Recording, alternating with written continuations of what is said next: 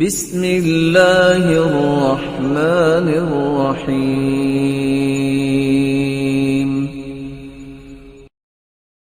اور جس نے اللہ اور اس کے رسول کی نافرمانی کی، یعنی حدیں توڑ دیں۔ حدیں کیسے آئی ٹوٹتی ہیں؟ بہنوں کی زمین مار لی، بیٹیوں کو وراثت نہ دی، اور پتہ کیا کہتے ہیں؟ اچھا زمین بیٹی کو دے دے تو یہ تو بیگانے گھر میں چلی جائے گی۔ ارے اللہ کے نیک بندے، بیٹی بیگانے گھر میں چلی گئی ہے، اس وقت کیوں نہیں سوچا؟ کیا زمین تیری بیٹی سے مہنگی ہے؟ بیٹی کا نکاح بھی تو دیا ہے تم نے۔ بیٹی چلی جائے کسی کے گھر، زمین نہ جائے، جس کا حق اللہ نے اسے دیا ہے۔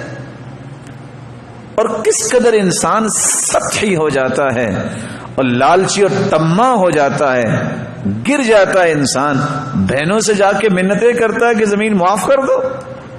مرد ہو کر شرعاً گنجائش ہی نہیں ہے کہ انسان اس طرح کی نیچ حرکت کرے۔ اس کی بھی اولاد ہے، اس کے بھی بچے ہیں، اس کے بھی مسائل ہیں، اسے بھی زندگی گزارنی ہے۔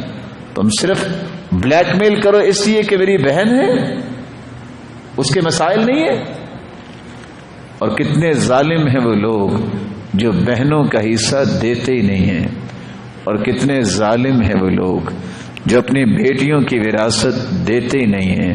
اور یہی وجہ تھی، یہ جہیز کہاں سے شروع ہوا؟ ذرا انسائکلوپیڈیا کھول کے دیکھیے نا، یہ سرحد پار لوگ کیا کرتے تھے؟ وراثت سے محروم، بچیوں پہ ظلم، ان سے ہتھیا لینا، اور شادی کے موقع پہ کچھ چیزیں دے دینا، یہ جہیز دے دی اور وراثت سے محروم کر دینا۔ شریعت یہ نہیں ہے، شریعت یہ کہتی ہر ایک اس کا حق دو، تمہارے مال میں برکت آئے گی، تم اس کا حق دو گے۔ بیٹی کا حق دو، بہن کا حق دو۔ رسول اکرم صلی اللہ علیہ وآلہ وسلم نے صحابہ کرام کی تربیت ہی ایسے کی تھی۔